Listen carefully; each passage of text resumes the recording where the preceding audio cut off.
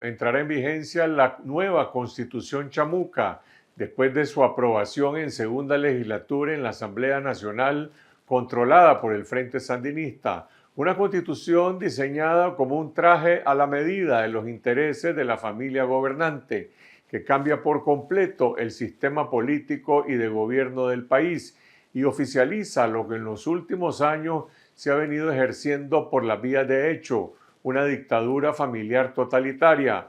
Para empezar, en la nueva constitución desaparecen los poderes del Estado y pasan a convertirse en los órganos legislativo, judicial, electoral y de control regional y municipal, de manera que desaparece el principio democrático de la autonomía y separación de poderes, al quedar estos órganos sometidos al control de la Presidencia de la República, y también desaparece el principio de la rendición de cuentas, al convertirse la Presidencia en un poder absoluto, como si se tratara de una monarquía familiar, y a su vez la Presidencia está integrada por un copresidente y una copresidenta para acomodar el cargo a los mecanismos de la sucesión dinástica y a las disputas de poder entre Rosario Murillo y Daniel Ortega. Y aunque la misma Constitución establece que los copresidentes deben ser elegidos por el voto popular y el sufragio directo, a partir de este 13 de enero, la vicepresidenta Rosario Murillo pasará a ser oficialmente copresidenta. La reforma total a la Constitución modifica 148 de los 198 artículos de la Constitución Política de Nicaragua, que equivalen al 74.7% de la Carta Magna, y también elimina otros 37 artículos constitucionales, que equivalen al 18.7%. De esa manera se altera el 93.4% del texto constitucional. La reforma prolonga de 5 a 6 años el mandato presidencial y también el del jefe de la policía y del ejército, para lo cual ya fueron prorrogados en sus cargos el general Julio César Avilés en el ejército y el primer comisionado Francisco Díaz en la policía, para consumar esta fusión de la cúpula militar y policial con el control político de la familia Ortega Murillo. Además, la nueva Constitución eleva a rango constitucional la represión y el Estado policial, legaliza a los paramilitares, oficializa la persecución religiosa, anula la autonomía municipal y regional y decreta como símbolo nacional la bandera rojinegra del Frente Sandinista. La nueva Constitución chamuca también legaliza los secuestros, la desaparición forzada de presos políticos y los destierros de nicaragüenses que la dictadura ejecutó de forma masiva por las vías de hecho en 2023 y 2024. La Constitución, que entrará en vigencia este lunes 13 de enero, oficializa la muerte civil y política de cualquier ciudadano nicaragüense al que la dictadura puede considerar discrecionalmente como un traidor a la patria, y deja a todos los ciudadanos en un estado total de indefensión legal. Y para analizar las implicaciones que tendrá en la vida nacional esta nueva Constitución, nos comunicamos con el abogado y activista político Juan Diego Barberena.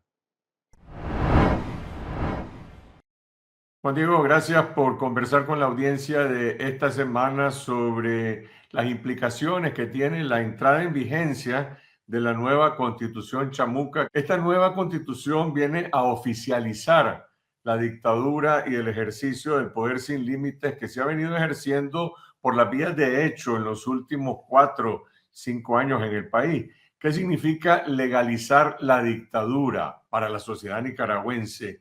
¿Qué cambio sustantivo tiene esto para efecto de los derechos ciudadanos de la gente? Lo que significa esto es la consumación legal, ¿verdad? Del ejercicio absoluto del poder, esta vez matrimonial y familiar, de los Ortega Murillo, ¿verdad? Y si bien es cierto, ya venían ejerciendo muchas de estas acciones por las vías de hecho, ahora mismo lo que esto implica es que lo legalizan, ¿verdad? Según ellos, sin ningún tipo de consecuencia política sobre sus actuaciones, ¿no?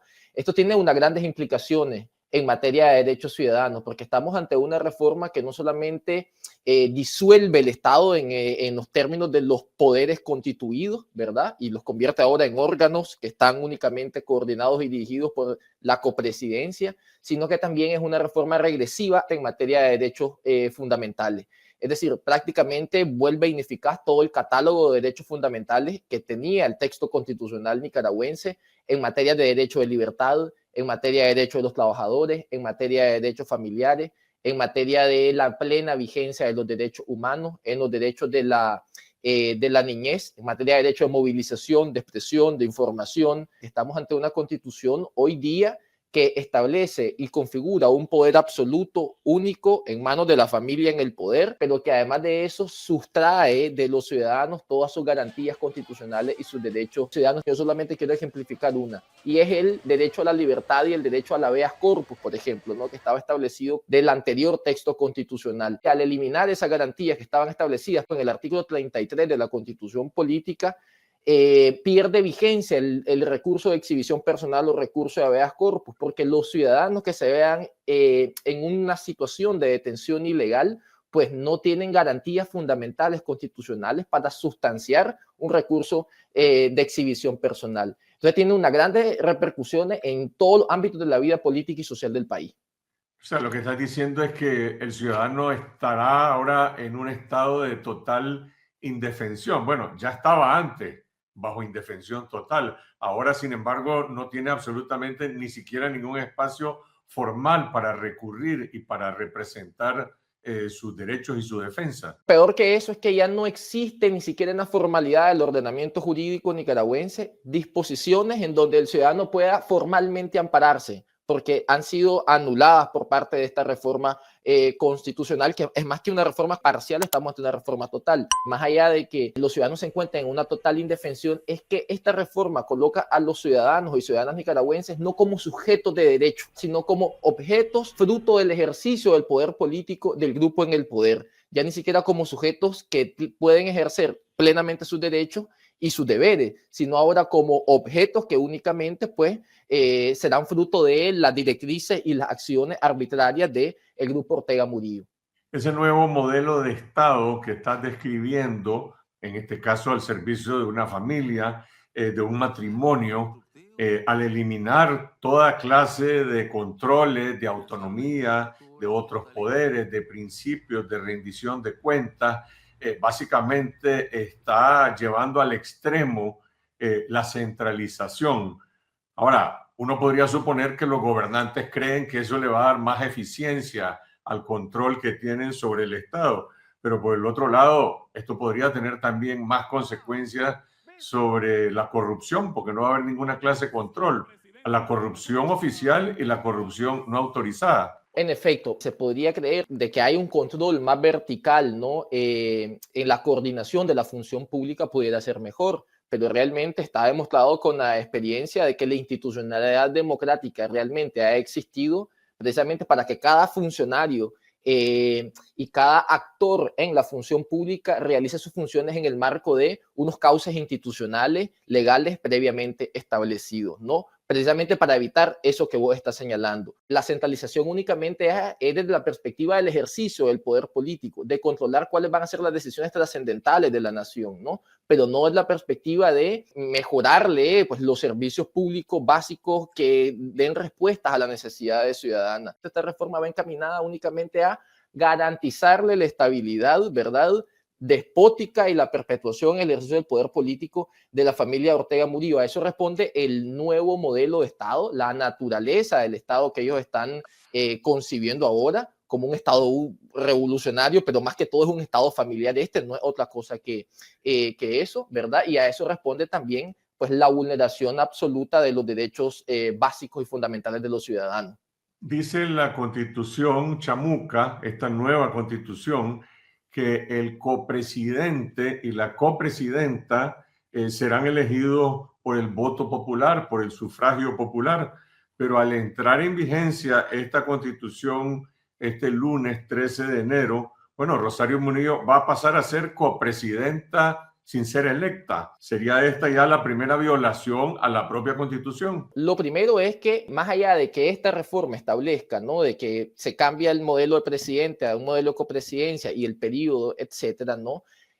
Tanto Daniel Ortega y Rosario Murillo, en teoría, ¿verdad? Y esto entre comillas, fueron electos como presidente y vicepresidente respectivamente y por un periodo de 5 años. Esta reforma no puede, bajo ninguna razón, independientemente de lo que establezca, y más aún si no hay una disposición transitoria, pretender autoproclamarlos como copresidentes por un periodo de 6 años. Cuando los ciudadanos eligen, esto entre comillas, porque evidentemente en el 2021 en Nicaragua no hubo una elección, ¿verdad? Pero cuando los ciudadanos eligen en razón del cargo, en razón de la persona, candidato o candidata, y en razón del periodo. De tal manera que estos señores no fueron electos ni como copresidentes ni por un periodo de 6 años, independientemente de lo que diga la reforma esta constitucional que van a aprobar el día lunes en la Asamblea Chamuca, ¿no? Entonces, de tal manera de que, más que hablar de una primera violación a la Constitución Chamuca, yo creo que tenemos que hablar de que independientemente de lo que establezca esta nueva reforma, no existe posibilidad jurídica formal de que puedan ellos ser copresidentes por un periodo de 6 años cuando no deviene eso de un proceso electoral que les genere la suficiente legitimidad. Por otro lado, si pueden incluso agregar una disposición transitoria en segunda legislatura, son cuestiones que se han estado discutiendo. Yo creo que no bajo ningún motivo, pero hay otra cuestión importante que tiene que ver con un anuncio que ya hicieron de las reformas al resto de normativas, ¿verdad?, del ordenamiento jurídico del Estado, que inexorablemente implica también de que aquí hay una ilegalidad, y ahí sí podemos decir que hay una primera ilegalidad, digamos, en la aplicación de esta, en la pretensión de aplicar esta reforma constitucional, que tiene que ver con la aplicación retroactiva de la misma. La descripción que hace esta Constitución de la copresidencia no brinda muchos detalles sobre cuáles son los roles del copresidente y la copresidenta, y la gente pregunta, ¿y cómo va a funcionar eso ahora? ¿Cómo funciona hoy? ¿O Rosario Murillo va a tener más poder que el que ya tiene? ¿Y cuál va a ser el rol de Daniel Ortega, el copresidente? Entramos a la absoluta manifestación de la discrecionalidad, ¿verdad? Porque es como lo establece la Constitución, estamos ante un órgano mancomunado, matrimonial mancomunado, en donde aparentemente, pues los dos son la manifestación del órgano y habrá que ver cómo toman las decisiones. Esa es una de las incógnitas que hay. ¿Quién decide? ¿Cómo se firman los decretos ejecutivos? ¿Verdad? ¿Cómo se firman las decisiones del Poder Ejecutivo? Etcétera, ¿no? El tema aquí, más allá de eso, porque esto entraría a una discusión si existe una divergencia entre ambos, ¿no? El tema acá es el poder, como que vos lo has señalado ahora mismo. Rosario Murillo va a tener la suficiente cobertura, ¿verdad?, para actuar como presidenta de la República en los hechos, bajo el sombrero de copresidenta, ¿no? Y esto, pues, tiene unas manifestaciones dentro de la estructura misma de la dictadura, dentro del Estado como tal y dentro del Frente Sandinista. Y entonces habrá que ver acá ahora cuál va a ser el comportamiento, pues, de la disidencia interna que existe, que sabemos que existe dentro del Frente Sandinista, ¿verdad? ¿Cuál va a ser el comportamiento de ciertos mandos militares, ¿verdad? Cuando Rosario Murillo, pues, les emita órdenes con esas facultades que dice tener. Al amparo de la copresidencia. Los Ortega Murillo con esto han resuelto algo que es la fórmula jurídica de la sucesión. ¿Quién sucede a Daniel Ortega ante su ausencia? ¿Y quiénes vienen detrás? Que son sus hijos al nombramiento de la vicepresidencia, ¿verdad? Pero no han resuelto algo que es la viabilidad política de esto, ¿no? La viabilidad política que les permita allanar el camino a la estabilidad de la sucesión política dinástica. Se han adelantado en el tema de la sucesión, y esto, más que beneficios, les va a generar unos grandes costos y mayores contradicciones a lo interno del propio régimen. Por el otro lado, ya han adelantado algunos pasos en relación a las instituciones militares. La Constitución extiende por 6 años el mandato presidencial y también el periodo del jefe del ejército y el jefe de la policía, para lo cual ya fueron nombrados, ya están nombrados Julio César Avilés por otros 6 años y Francisco Díaz por otros 6 años como jefe de la policía. O sea que ese nuevo Estado, a final de cuentas, es una especie de fusión entre la familia gobernante y una cúpula militar. Totalmente, una cúpula militar y también un grupo de funcionarios, tanto del Frente Sandinista y del Estado como tal, ¿verdad? Que actúan como círculo de hierro de la cúpula, la élite política que gobierna en Nicaragua, ¿no? Unos materialmente y otros ejecutando las órdenes de Daniel Ortega y Rosario Murillo, ¿no? Estamos claramente, yo creo que, y la reforma en ese sentido pues, es clara, hay una fusión entre el ejercicio del poder vertical, entre la obediencia militar y la obediencia policial. La reforma establece que tanto el ejército como la policía son instituciones obedientes y no deliberantes. ¿Qué es lo que quiere decir esto? Que obedecen a la familia en el poder. Y a eso responde que el primer acto en pro de la implementación de previo, por cierto, de esta reforma ha sido la extensión como jefe del ejército de Julio Avilés y de Francisco Díaz. Debajo de ello hay otra gente que sin lugar a dudas están siendo una suerte de cuello en donde puede manifestarse toda la inconformidad ahora con este nuevo sistema imperante en Nicaragua. En el ejército hay un tapón institucional. Exacto. Con más de 20 generales que están bloqueando la carrera militar y los ascensos de otros de profesionales. En el caso de la policía es un poco diferente porque es una institución intervenida. Hay un jefe de la policía, pero hay varios jefes también que responden ya a Rosario Murillo desde las órdenes del Carmen. De manera que habrá que ver qué implicaciones tiene esto dentro de estas instituciones. Otro tema, ¿qué impacto tiene el cambio constitucional para el funcionamiento de la economía? ¿Cómo queda el derecho de propiedad, la seguridad jurídica con estos cambios? Con el establecimiento de la causal de pérdida de nacionalidad por traición a la patria, ¿verdad? Que lo establece la Constitución, si no me equivoco, la reforma en su artículo 16, si no me falla la memoria, ¿verdad? Está avalándose la confiscación, independientemente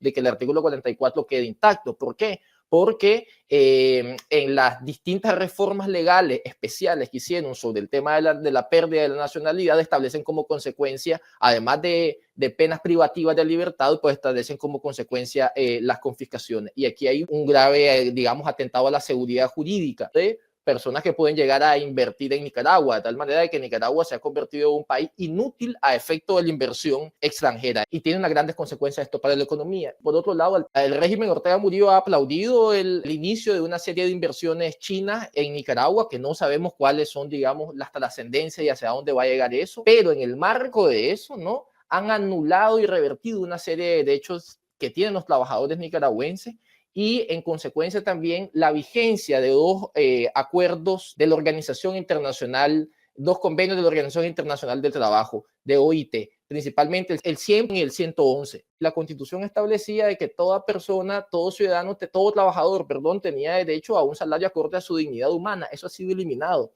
Entonces, ¿qué quiere decir? De que las personas pues tienen derecho a cualquier tipo de salario, que da paso, digamos, a que la gente trabaje con salarios de hambre, ¿no? Salarios casi que de esclavitud, ¿no? En el marco de esta inversión china, el derecho laboral coloca a los trabajadores de rodillas y sin ninguna posibilidad de defenderse. Entonces, esta reforma totalmente es involutiva. Y una cuestión más que yo también quiero rescatar, que tiene que ver con el establecimiento en esta reforma constitucional, aunque también lo hicieron por medio de una ley especial, de la inaplicabilidad, ¿verdad? Y la nulidad de las sanciones extranjeras dentro de Nicaragua y la obligatoriedad de que los bancos los acaten. Esto es peligroso porque puede hacer explotar el sistema financiero nacional y todo lo que tiene que ver con los intercambios de bienes y servicios y con la intermediación financiera bancaria. ¿Qué implicaciones tiene esta nueva constitución para la vida política en el país, para el movimiento cívico, para las iniciativas de resistencia que intentan promoverse en Nicaragua cuando ahora la represión está completamente legalizada? Esta constitución prácticamente anula los derechos de la gente a protestar, a organizarse, a movilizarse. Las implicaciones que tiene es al configurar un régimen de partido único, ¿verdad? Pero además de movilización única, pues hace compleja una transición a la democracia y no imposibilita una transición política en Nicaragua, pero sí la complejiza. Más bien yo creo que pues obliga a los movimientos políticos, cívicos, opositores en Nicaragua, ¿verdad?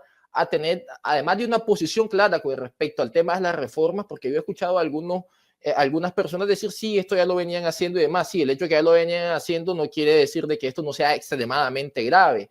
Requiere una posición firme y clara, pero también requiere una respuesta más cohesionada de la oposición, de llamar, hacerle un llamado, no solamente al pueblo nicaragüense, sino también a los funcionarios que sabemos que disienten de la dictadura a lo interno, dentro de incluso de las estructuras armadas y demás, un llamado al desconocimiento, al rechazo de esta reforma constitucional. Este momento también, además de que marca pues un punto de partida del absolutismo matrimonial familiar del régimen Ortega Murillo, que puede dar paso a una mayor manifestación de contradicciones a lo interno, ¿no? También es un hito que debe de ser optimizado en beneficio por los grupos políticos de la oposición, ¿verdad? Para dar una muestra, una señal, una opción, una alternativa más cohesionada en contra de la dictadura de Ortega Murillo.